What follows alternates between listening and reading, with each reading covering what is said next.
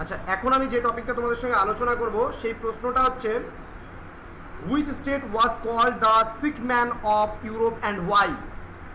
কাকে ইউরোপের সর্বাপেক্ষা রুগ্ন মানুষ বলা হয় এবং কেন বলা হয় সেই বিষয়টা নিয়ে আজকে আলোচনা করব। এটাই আজকের আলোচনার শেষ বিষয়।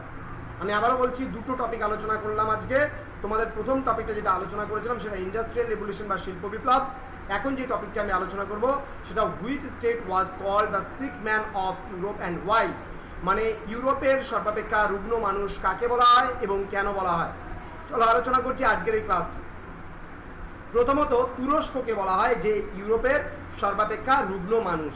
আবারও বলছি, তুরস্ক সাম্রাজ্যকে বলা হয় ইউরোপের সর্বাপেক্ষা রুগ্ন মানুষ।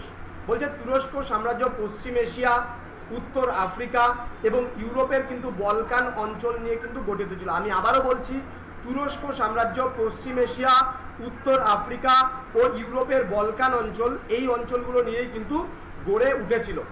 তো এই সাম্রাজ্যে কোনো জাতিগত সংহতি ছিল না, মানে মানুষের মধ্যে যে কোনো একটা মিল থাকবে সেই মিলটা মানুষের মধ্যে ছিল না। ভাষাগত কোনো ঐক্য তাদের মধ্যে ছিল না, ধর্মীয় কোনো ঐক্য তাদের মধ্যে ছিল না।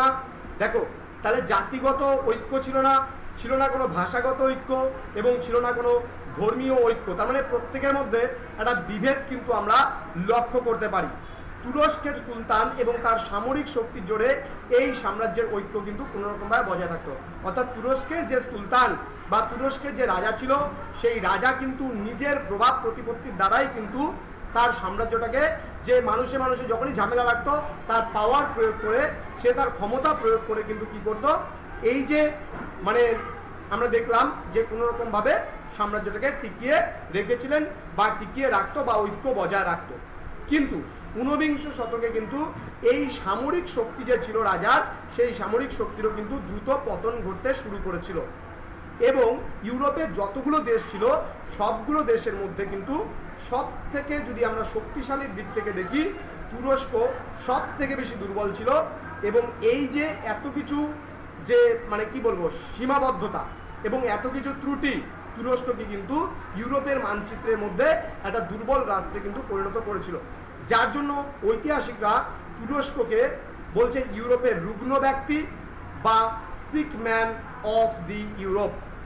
বোঝা গেল? তাহলে তুরস্কের অত্যাধিক দুর্বলতার জন্য সামরিক থেকে শুরু করে তার ধর্মীয়, তার ভাষাগত, তার জাতিগত সমস্ত দিক থেকে তুরস্ক অনেকটা পিছিয়ে ছিল। যার জন্য আমরা তুরস্ককে ইউরোপের সর্বাপেক্ষা রুগ্ন মানুষ বা sick man of the Europe বলতে পারি। তো আশা করি বুঝতে পেরেছো বৃষ্টি? হ্যাঁ স্যার। ওকে।